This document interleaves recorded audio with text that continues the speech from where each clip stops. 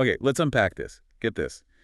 An object from way out beyond our solar system, an absolute giant compared to anything we've seen before, comes sailing in. Right. And for months, it does this really bizarre thing, venting material towards the sun, totally backwards. Exactly. Defying the usual physics of comet tails. And then, just like that, it flips, switches completely. We are talking about 3IHL's listener, and yeah, its recent behavior has really thrown the astronomical community for a loop. It presents this almost unbelievable duality. A duality? How so? Well, you have this object, like you said, enormous, a million times more massive than Oumuamua. First, it looked for all the world like it was hitting the brakes hard. That Sunward jet. Precisely. And then it switched. Started showing a more traditional tail, pointing away from the sun. So the big question, the highest stakes question in astronomy right now has got to be, what caused that flip?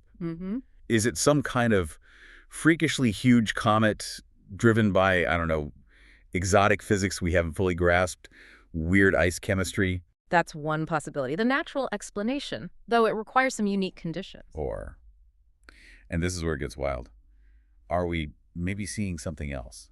Something like an alien spacecraft. Right. Maybe performing some kind of braking maneuver for a flyby. That's the other side of the coin. And it's a view being seriously discussed by, well, by reputable scientists based on the accumulating data. So that's the core conflict we're diving into today. We've got this visitor, 3ILS, Comet, or something else. Exactly. And our mission here is to try and synthesize everything we know. We're looking at the latest observational reports, from the Nordic Optical Telescope, Hubble, Webb. The big guns. The big guns, yeah. We'll dig into the Keto-Loeb model. That's the complex theoretical framework designed to explain this behavior naturally using cometary physics. Okay, the natural explanation. But then we have to contrast that against these anomalies. There are 8 specific points that, when taken together, give 3ILS a surprisingly high rank on the controversial lowest scale for potential technological origin. Rank 4, right? Yeah. Which sounds significant. It is significant, especially when you consider the cumulative probability, which we'll get into. And this is all happening against the clock, too. Timing is critical here. Absolutely. As we're recording this, ground-based observations were basically impossible for the first part of October. Why is that? Just too close to the sun in our sky, lost in the glare.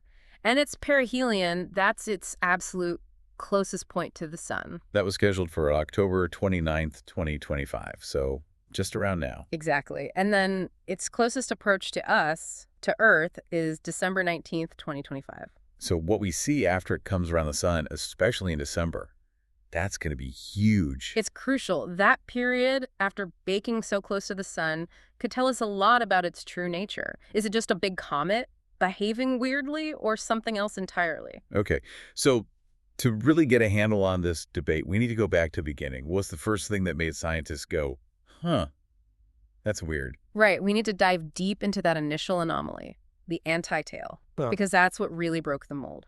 Okay, so let's paint the before picture. We're talking July, August 2025.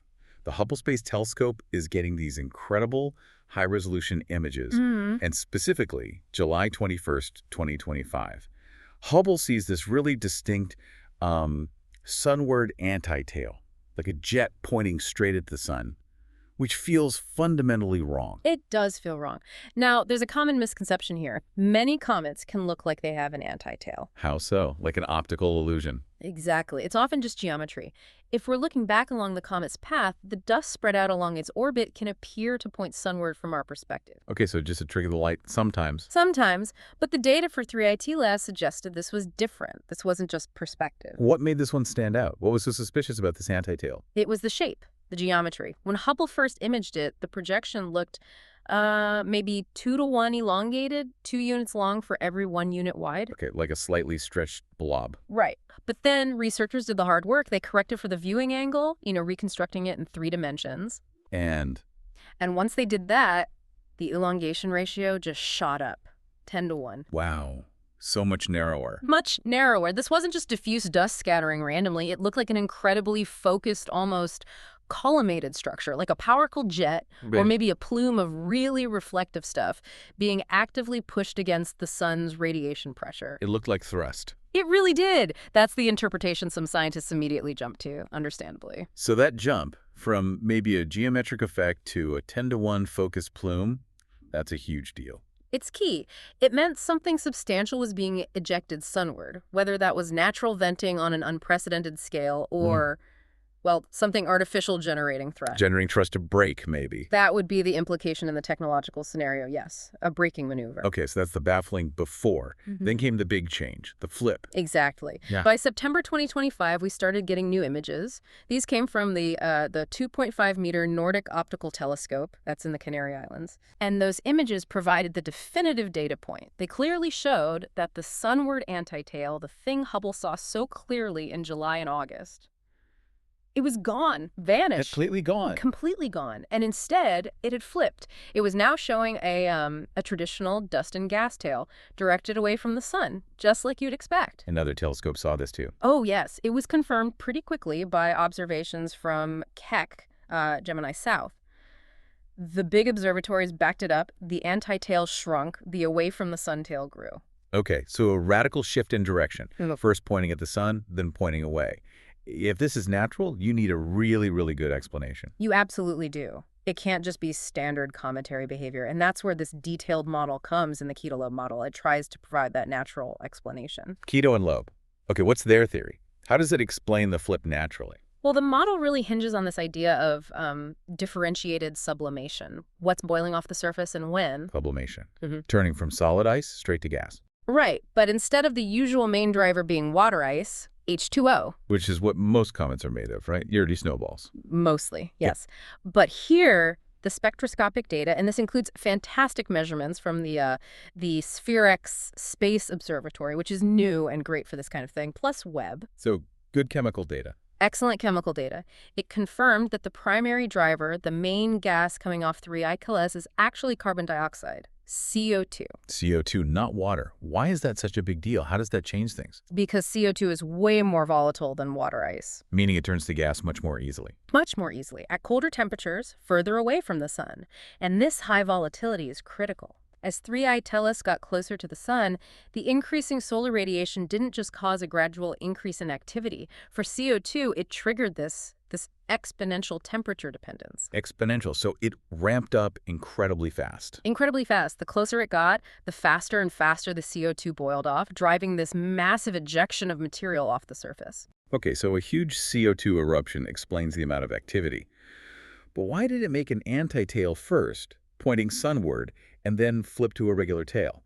That's the clever part of the model. Yeah. It comes down to the specific types of particles being thrown off and how long they last and how well they scatter sunlight. Okay, break that down. So the initial anti-tail, that focused sunward jet Hubble saw, the model proposes that was dominated by sunlight, scattering off extremely small H2O ice fragments. Wait, H2O, water ice. But you just said CO2 was the main driver. Where did the water ice come from? That's a great question. The idea is that the intense CO2 sublimation boiling off so violently acts like an internal pressure cooker. It doesn't just release gas, it physically blasts off tiny chunks of whatever other ices are mixed in or maybe underlying the CO2 layer, including water ice. So the CO2 gas acts like propellant, shooting off tiny water ice shrapnel. Kind of, yeah. And these tiny H2O ice fragments, when they first get ejected, are temporarily very, very reflective. They scatter sunlight really well. And according to the model, this effect, the creation of these reflective ice fragments by CO2 pressure, peaked right when 3I Atlas was between 3 and 4 astronomical units from the sun, about 3 to 4 times Earth's distance from the sun. So the timing and distance match the Hubble observations of the anti-tail. Exactly. The model suggests that the combination of how fast these ice fragments were being made and how briefly they stayed reflective before sublimating away themselves created that focused sunward signal. So the anti-tail wasn't really thrust. It was more like a temporary localized flare-up, a light show caused by these short-lived, shiny ice particles scattering sunlight back toward the sun. That's the interpretation within the Keto-Loeb model, yes, a temporary scattering phenomenon. Okay. So what happened when it got closer than 3AU? Why did the light show stop and flip? Well, as it got closer, the solar heating just became too intense. The model predicts that the residence time of those little H2O ice fragments dropped sharply. Meaning they just vaporized almost instantly. Pretty much. They sublimated away so fast they couldn't build up enough concentration to scatter light effectively anymore. The light show particles basically vanished from view. And when those disappeared, something else took over the scattering. Exactly. The light scattering then became dominated by different particles. longer-lived, refractory dust particles, and maybe some larger volatile grains. Refractory, meaning heat-resistant, stuff that doesn't vaporize easily. Correct. Things like silicates, maybe complex carbons, stuff that survives much longer in the heat. And unlike the tiny, short-lived ice fragments that dominated the antitail, these tougher dust particles do survive long enough to feel the constant push of the sun's radiation pressure. Ah, so they get pushed away from the sun, like normal comet dust. Precisely. They get swept back by solar radiation pressure and stretch out into that traditional sunaway tail that the Nordic telescope and others saw emerging in September. So the flip wasn't the object changing its ejection direction. It was a change in which type of particle, short-lived ice versus long-lived dust, was primarily responsible for the light we were seeing. That's the essence of the Keto-Loeb explanation for the flip. Wow. Okay, that's actually a really elegant, if complex, explanation.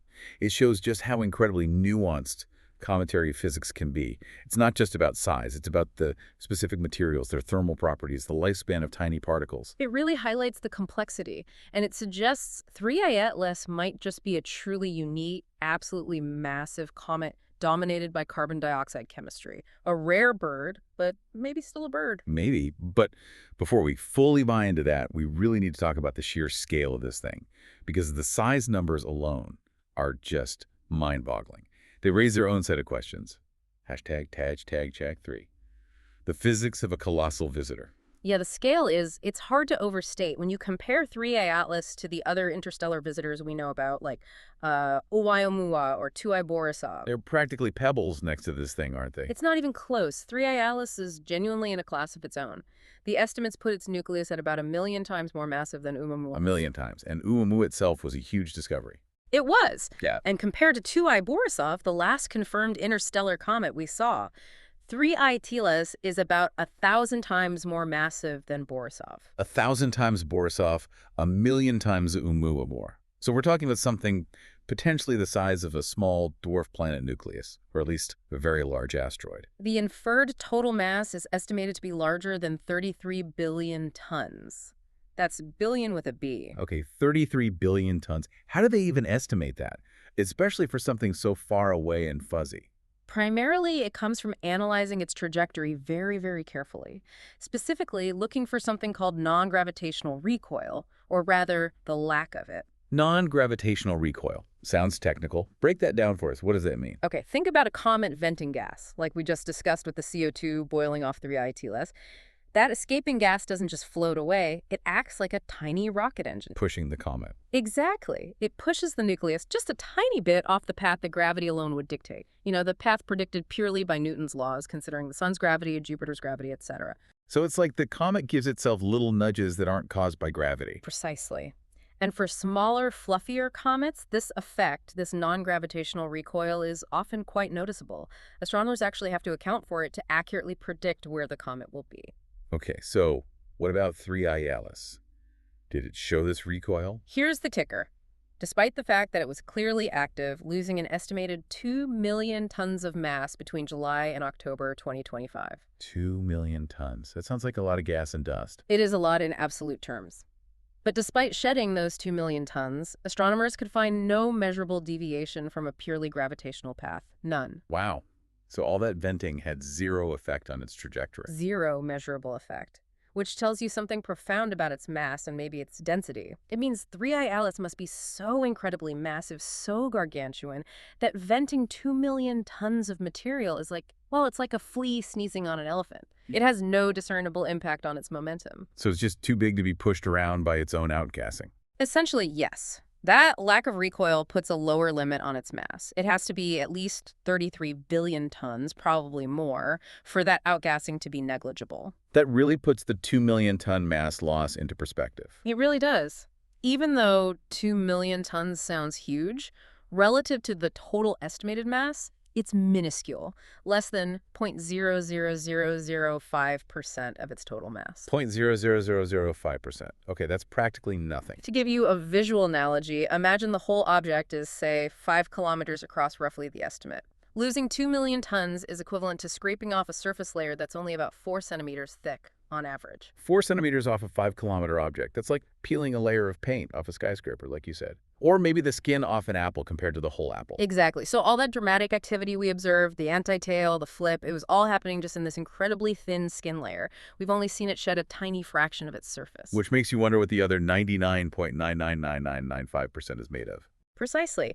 And we do have some clues about that skin layer composition thanks again to the Webb telescope. Oh, right, the chemical data.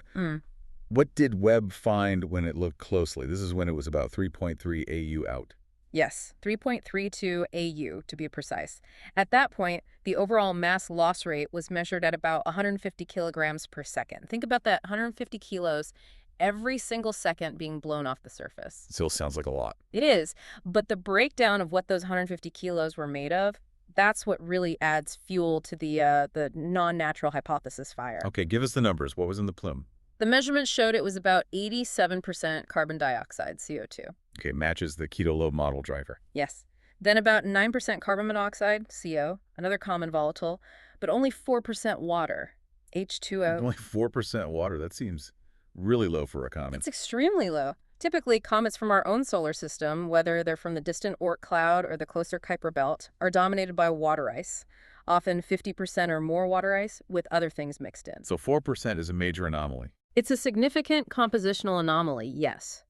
It suggests either it formed in a very unusual, maybe very warm part of its home star system, or potentially that it's not a natural comet at all. An engineered structure wouldn't necessarily be made primarily of water ice. So even though the Keto-Loeb model uses the tiny bit of water ice present to explain the anti-tail, the overall lack of water is still a big red flag for the natural comet explanation itself. Exactly.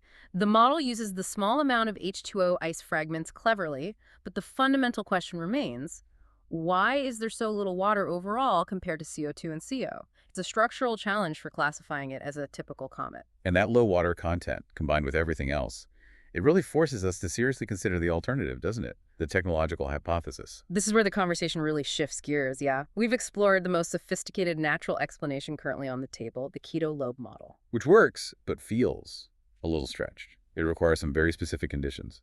It does require 3I Atlas to be a very unusual type of comet. So, as impartial reporters of the science, we now have to look seriously at the alternative explanation being put forward by researchers like Avi Loeb and his colleagues at the Galileo Project. Okay, so what's the argument from the techno-signature perspective? How does that model explain the observations? Well, the core idea is, what if 3I Atlas isn't a comet at all? What if it's a massive alien spacecraft? Perhaps, say, an automated interstellar probe, or even a mothership. A mothership. If it were a spacecraft, how would that explain the anti-tail and the flip? It actually fits remarkably well, almost more simply than the natural model in some ways. Think about it. If you're a massive ship arriving in a new solar system after a long journey, what's the first thing you might need to do? Slow down. Apply the brakes. Exactly. You'd need to perform a braking maneuver to reduce your velocity relative to the star and planets you want to observe. So, that sunward anti-tail seen in July and August. In this model, that's not scattered light from ice fragments. It's the engine firing, a deliberate braking thrust. Precisely. A controlled burn pointing forward along its trajectory to slow it down. Okay, that explains the anti-tail. Yeah. But what about the flip? Why would the engine shut off and a normal tail appear in September? Again, think about efficiency and trajectory planning. For a massive spacecraft making an interstellar transit, you'd want to perform your major braking burn, then maybe coast for a bit or make smaller adjustments. The optimal time to shut down that main braking engine, or at least significantly throttle down, would likely be just before or around perihelion, the closest approach to the sun. Why then? To minimize fuel consumption and perhaps use the sun's gravity for adjustments. Once the main deceleration is achieved, you might shut the primary engine off. The residual activity seen in September onwards, the normal tail could simply be, well, venting. Maybe venting excess heat from the engine or residual gases or even just minimal sublimation off the hull surface now that the main thrust is off. So a controlled, timed engine burn followed by a period of coasting or minimal activity. That sequence. It perfectly matches the observed transition from anti-tail to tail. A timed burn followed by coasting aligns beautifully with the flip. Okay, so the technological model offers a potentially simpler explanation for the dynamics, the flip itself. And it's this kind of alignment, plus the other weird characteristics we've discussed, the size, the low water, etc., that leads to its ranking on the Loeb scale. Right, the Loeb scale. You mentioned it got a rank of 4 out of 10. What does that actually mean, and what's it based on? The Loeb scale is basically a way to quantify the likelihood that an object might be of technological origin based on how many statistically unusual features or anomalies it displays. A higher rank means more anomalies, suggesting a lower probability of it being purely natural. And rank 4 is considered high. For an object like this, yes, it's considered significant enough to warrant serious investigation into the technological hypothesis. It's based on a list of 8 specific anomalies identified by Loeb and colleagues. 8 anomalies. And the argument is that the chances of all 8 of these happening together in one natural object are just astronomically low. Vanishingly small. If you treat them as independent events, which is an assumption but a starting point, the cumulative probability of all 8 occurring by chance is calculated to be less than 1 part in 10 to the 16th power. 10 to the 16th. That's 10 quadrillion. So less than 1 in 10 quadrillion chance. That's the calculation. For perspective, you have a vastly better chance of winning a major lottery multiple times in a row than seeing all these 8 features align randomly in a natural comet. Okay, that number alone forces you to pay attention. We absolutely need to go through those 8 anomalies one by one. These are the specific points challenging the normal comet idea. Agreed. Let's break them down. Anomaly number 1, ecliptic alignment. Ecliptic, that's the flat plane where all the planets orbit the sun, more or less. Exactly. And 3i Calliste's trajectory as it came into our solar system is aligned to within just 5 degrees of that plane. Why is that weird for something from interstellar space? Because interstellar objects should, theoretically, arrive from completely random directions. Think of them like cosmic tumbleweeds blowing in from all angles in 3D space. The chances of one randomly happening to line up so closely with the specific flat plane of our planetary system, Pretty low. very low. The calculation puts the likelihood at only about 0.2%, however. If you were sending a probe to efficiently survey our solar system. You'd aim for the ecliptic plane, because that's where the planets are. Precisely. It's the most efficient path for a flyby reconnaissance. So statistically unlikely for nature, but logically sensible for technology. Okay, anomaly 1. Suspicious alignment. What's number 2?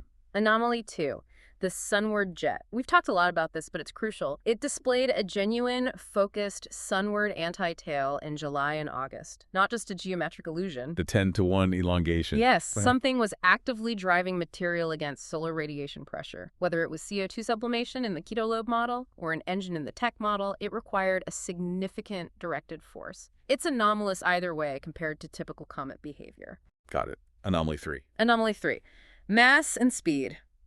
Again, we touched on this. It's enormously massive, 1,000,000 times Oumuamua, and it was moving faster than both Oumuamua and Borisov when detected at similar distances. So it's both huge and fast for an interstellar visitor. Right.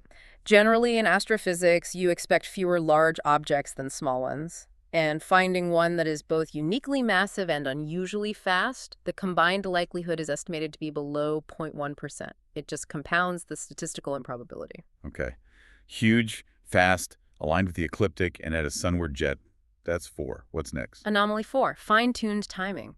This one suggests almost deliberate trajectory planning. Its arrival path was calculated to bring it remarkably close to several planets, Mars, Venus, and Jupiter specifically, within tens of millions of kilometers, which is close on a solar system scale for a flyby. Okay, so it got good views of several key planets. Yes.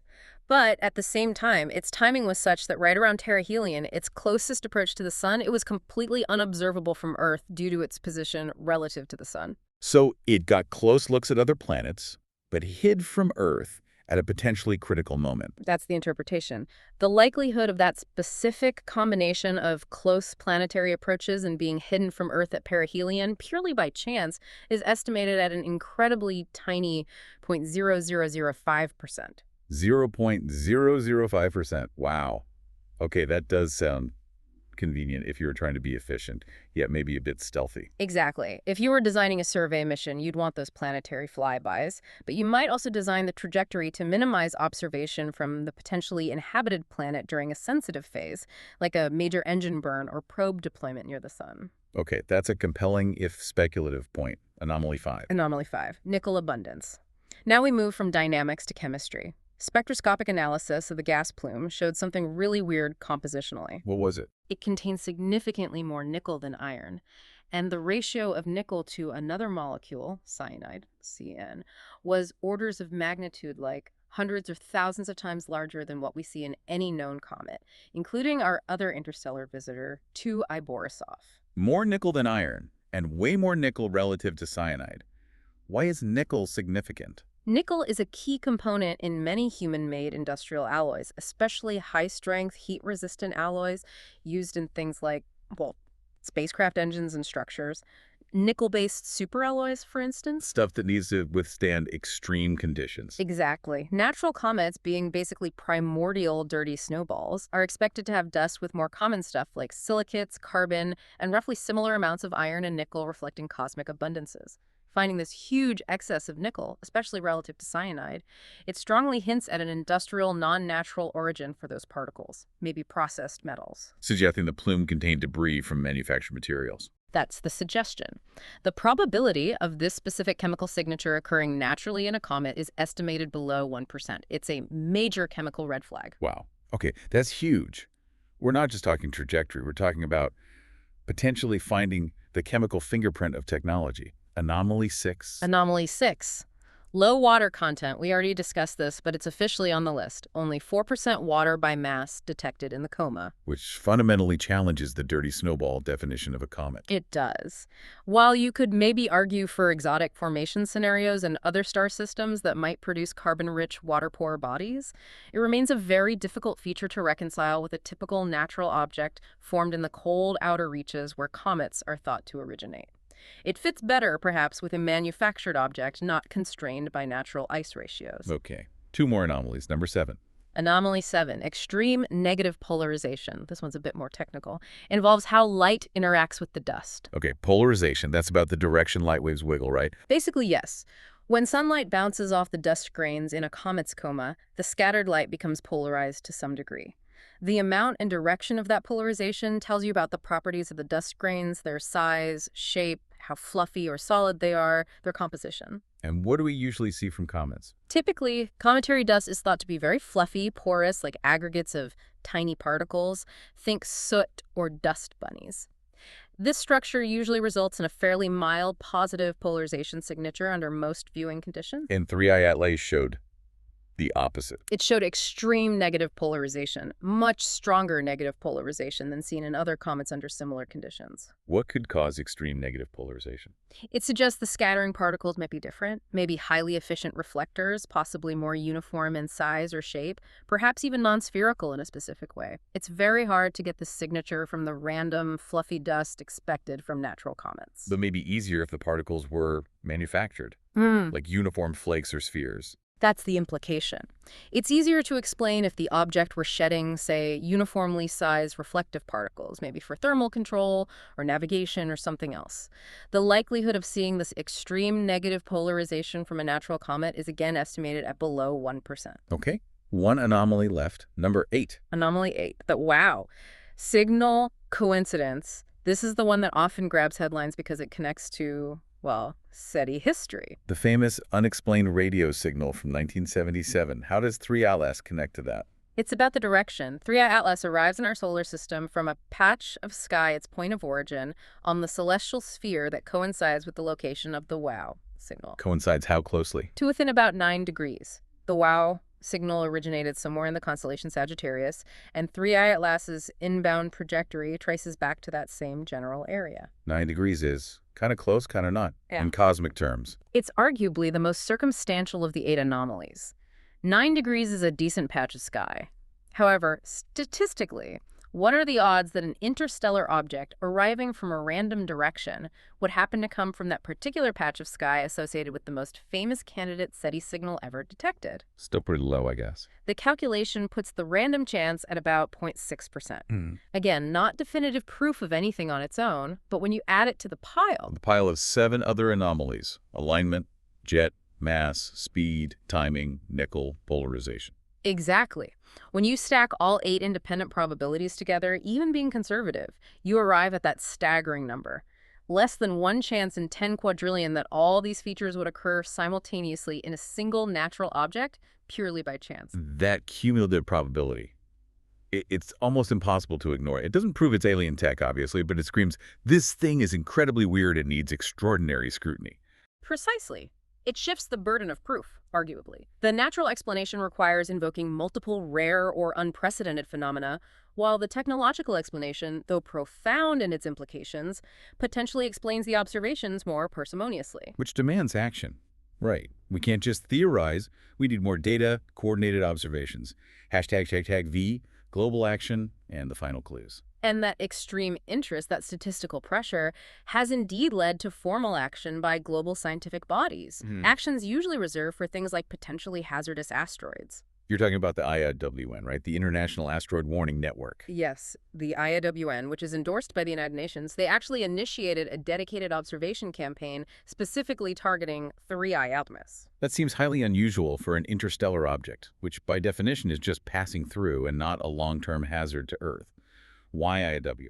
The campaign ran, or is running, from late November 2025 through late January 2026. The official reason cited by IAWN is actually quite pragmatic. It's about improving our methods for tracking comets in general. Yeah. Improving tracking. How does 3I ALS help with that? Because comets, especially active ones like 3I ALS with its coma and tails and jets, pose unique challenges for astrometry. That's the science of precisely measuring positions and predicting orbits. What's the specific challenge? Well, when you track an asteroid, it's usually just a sharp point of light, pretty easy to pinpoint its center. But with a comet, you're tracking this big, fuzzy blob, the coma often with tails stretching out. And this fuzzball isn't always symmetrical. Ah, so the brightest point might not be the actual nucleus. Exactly. The coma and tail activity can systematically pull the calculated center of brightness, what astronomers call the centroid, away from the true center of mass, the solid nucleus hidden inside. This introduces errors in orbit calculations. And for a really complex active object like 3I ALS, with that weird antitail flipping to a tail, those errors could be bigger. Potentially much bigger. So the IAWN campaign is using 3I Atlas as a sort of stress test. By having telescopes all over the world observe it intensely during this period, they hope to refine techniques for accurately measuring the positions of complex comets, which helps improve orbit prediction for all comets, including any that might pose a future threat. So it's partly a practice run, using this unique object to hone skills needed for planetary defense. Makes sense. It does. And this official campaign follows on the heels of a white paper that was submitted to the United Nations. A white paper about 3I ALS. About interstellar objects in general, but clearly prompted by 3I ALS and Oumuamua. It advocated for globally coordinated scientific research specifically on these visitors. And interestingly, the paper explicitly mentioned the potential security aspect, the small but non-zero possibility that such objects could carry alien technology. So the UN was formally advised to consider the alien tech angle, however remote. The argument in the paper was essentially one of due diligence. Even if the probability is tiny, the potential implications of alien technology entering our solar system are so enormous that we need a coordinated plan to investigate properly. We can't just ignore these objects. That really underscores the stakes. Yeah. And the need for the best possible data, which ideally would come from an up-close look, which we missed the chance for, right? Yeah, that's the frustrating part. Because 3I ALS is moving so fast on an unbound trajectory, sending a dedicated probe to intercept it would take years, maybe decades, of planning and travel time. It's long gone by then. So a dedicated mission was never really feasible. Not from scratch. However, there was some analysis done on whether any existing spacecraft could have potentially been diverted to get a closer look. And was anything possible? Calculations showed one tantalizing possibility involving NASA's Juno spacecraft, which is currently orbiting Jupiter. Juno? How could Juno reach it?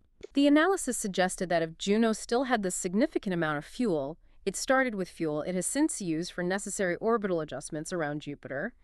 It might have been possible to use that fuel for a major maneuver, get a gravity assist from Jupiter, and potentially intercept 3I Atlas around the time of its closest approach to Jupiter. When was that? That Jupiter closest approach was calculated for March 16, 2026, so a potential rendezvous next year. If only it had the fuel. That's agonizingly close to a what-if.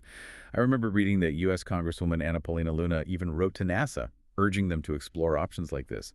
The political interest is definitely there, too. It highlights the intense public and scientific desire to understand this object. But since that intercept didn't happen, our focus now shifts entirely to remote observations, especially around the crucial perihelion period, October 29th, 2025. Right, the closest pass to the sun.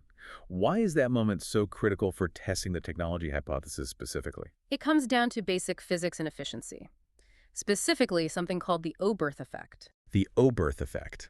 Sounds familiar. Can you give us a simple version? Sure. In simple terms, the Oberth effect says that a rocket engine gets more bang for its buck, a bigger change in speed for the same amount of fuel burned when the spacecraft is moving fastest and is deep within a strong gravitational field. So, firing your engine is most effective when you're moving really fast, close to a massive object like the sun. Exactly.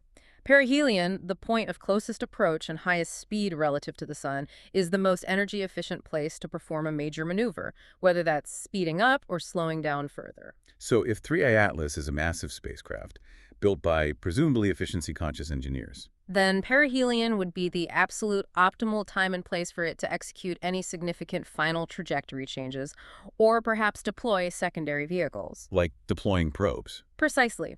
The clearest technological signature we could possibly hope to detect remotely would be evidence of a deliberate maneuver near perihelion, a sudden change in trajectory that can't be explained by natural outgassing, or, perhaps more plausibly, the release of smaller mini-probes. Why mini-probes?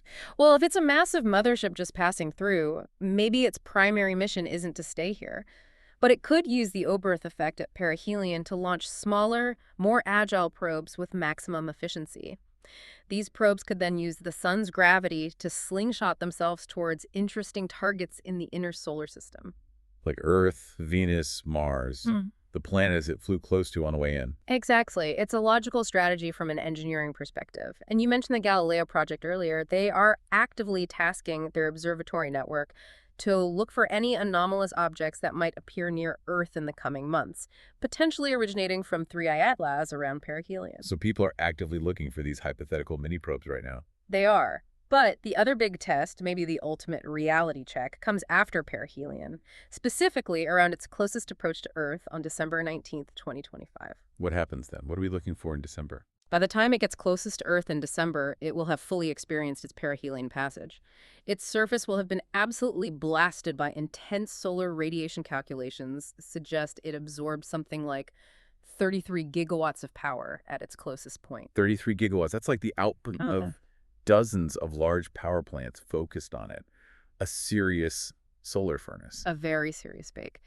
And that intense heating is the final experiment, in a way. It should have thoroughly heated up any remaining volatile ices near the surface. So what should we see in December if it's just a natural comet? If it's fundamentally a natural volatile-rich comet, even if CO2 dominated, that intense solar bake should trigger significant remaining activity. We should see it exhibiting all the classic features, perhaps a large symmetrical coma, a prominent tail, possibly showing more water signatures now that deeper layers are heated. If it comes out of perihelion looking like a textbook comet, behaving as expected after being roasted, then the natural explanation gets a huge boost. The Keto-Loeb model looks much stronger. Exactly. If post-perihelion observations show it behaving entirely like a natural comet, fully consistent with surviving that intense solar radiation bath, then the case for it being technological takes a major hit. Would its rank on the Loeb scale drop? Yes. If it fully conforms to natural cometary behavior after perihelion, Loeb himself has indicated its rank would likely be reduced, maybe down to 2. Down to 2 from 4, but not 0. Why not 0 if it looks natural? Because those initial 8 anomalies, the incredible mass, the speed, the ecliptic alignment, the nickel abundance, the low water, the polarization, the Laus signal coincidence, the Sunward jet itself, those historical facts don't just disappear, they remain part of its documented record. So even if it ends up looking perfectly natural, it would still go down as one of the most statistically unusual natural objects ever recorded. Its rank wouldn't drop to 0. It would remain a significant outlier, maybe rank 2, signifying highly anomalous natural object. Okay, so December is key. It could swing the pendulum strongly back towards weird comet or keep the alien tech hypothesis very much alive if it doesn't start behaving like a normal comet after its solar roasting. Absolutely. December is the crucible. Okay, so let's just recap this incredible journey we've been on. We started with this object, 3I Atlas, doing something seemingly impossible, venting material towards the sun with that focus anti-tail. The initial shock. Then we explored the Keto-Loeb model, this really detailed, sophisticated attempt to explain it naturally through CO2 sublimation driving off short-lived water ice fragments, which then fades to let longer-lived dust form a normal tail. A complex but physically plausible natural scenario. Plausible, but maybe a bit stretched. Especially when you then stack up that list of 8 distinct anomalies. The ecliptic alignment, the sheer size and speed, the fine-tuned timing, the weird nickel chemistry, the lack of water, the strange light polarization, and even that spooky, signal connection. Anomalies which, when combined, suggest the odds of this being a purely natural phenomenon are less than 1 in 10 quadrillion. Which forces us to consider the alternative. That the anti-tail was a braking thrust, the flip was the engine shutting down, and the anomalies are potential technosignatures. And as we just discussed, the upcoming observations, especially post-perihelion around the December Earth flyby, are the critical test. Will it finally act normal after its close encounter with the sun? It's fascinating because, as you said, even if it does start acting like a normal comet in December, it won't just erase the weirdness. Exactly. The sheer size, the incredible speed, that initial alignment, the nickel. Those things ensure that 3I Atlas's rank on the Loeb scale will likely never drop to 0. Even if it turns out to be 100% natural, it has permanently changed our understanding of what kind of objects might be drifting through interstellar space. It will remain one of the most enigmatic, statistically improbable objects we've ever observed, scientifically and philosophically. So the question we're all collectively holding our breath for is pretty simple, isn't it? Will the observations between now and Christmas, especially around that December 19th close approach to Earth, finally give us the definitive clues? Will we know the true nature of this interstellar blind date by the end of the year? The data we get in December will be absolutely vital. It could strongly validate the intricate CO2 sublimation model, pushing us towards extremely weird but natural. Yeah. Or it could fail to show that expected comet normalization, keeping the technological hypothesis very much in play, perhaps even strengthening it if the object remains strangely inactive or reveals other unexpected features. Either way, the fact that we're even having this conversation with detailed data, competing rigorous models, one natural, one technological, proves we're in a genuinely thrilling new phase of exploring our place in the cosmos and what might be out there. It's a remarkable time for astronomy. Absolutely. Yeah. And if you, our listeners, found these details as mind-bending and surprising as we did, if the idea of a giant interstellar visitor possibly flipping his thrusters captured your imagination, then make sure you subscribe right here to The Deep Dive. You won't want to miss our updates on 3IE till S as we get that crucial data leading into December and the new year. And we definitely want to hear what you think about all this. Yeah, absolutely. Does the evidence lean more towards technology for you?